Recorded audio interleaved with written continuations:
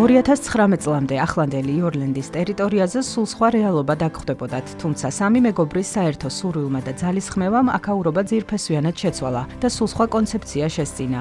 დღეს იორლენდი საქართველოში პირველი მეურნეობაა, რომელიც ბიოპროდუქტებს მთლიანად დახურული ციკლით აწარმოებს, რაც იმას ნიშნავს, რომ თითქმის ყველაფერი, რაც წარმოებისთვის არის საჭირო, ადგილზე იქმნება. მაგალითად, იორლენდის ქათმები მხოლოდ იმ ბიოსაკვებით იკვებებიან, რომელიც ამ ფერმაშია მოყვანილი.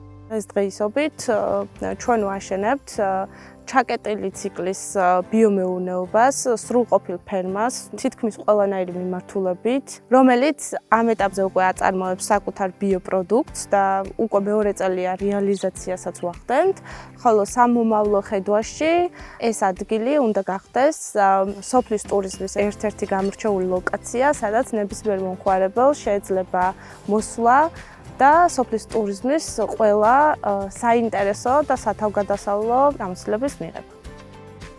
25 ჰექტრამდე ტერიტორია სხვადასხვა სივრცეებად არის დაყოფილი. ვაზს, რა თქმა უნდა, განსაკუთრებული ადგილი უჭირავს. აქ რამდენიმე სახეობის ყურძენს შეხვდებით, როგორც სუფრისთვის, ისე ღვინისთვის განკუთვნილს. წლევანდელი მოსავლისთვის მარანიც უკვე მზად არის და იორლენდის შემოდგომას ბიოღვინოსაც დაწურავს. ტერიტორიაზეა სიმინდის, ლობიოს, ნესვის, საზამთროსა და სხვადასხვა სახეობის ბოსტნეულის კულტურები. საკმაოდ დიდი ტერიტორია უჭირავს ხეხილის ბაღებსაც. აქ ასევე ნახავთ თევზებს, კურდღლებს, ფუტკრებს, მსხვილფეხა საქონელსა და ფრინველებს. ეს არის ბიომეურნეობა, აქ მუშაობა მიდის ყოველდღე, თოხით ვარით მუშაობა მიდის, ბიომეურნეობა არის და ზამალი არ ვასხამს არაფერი, რაც მოვლით, თოხით ვარით მოვლით, უშახელით. ყველანაირი ხეხილი არის, ვაშილი არის, ადამი არის, მსხალი არის, თხილი, ყველანაირი ხეხილი არის, ვენახი არის 4 ნაირი, ქისია, გაზთელია. თითაგურზენია რა, საფერავი.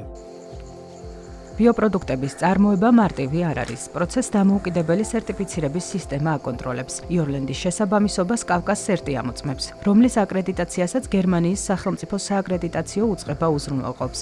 ამიტომ კონტროლის სისტემა ევროპულ მოთხოვნებს სრულად შეესაბამება.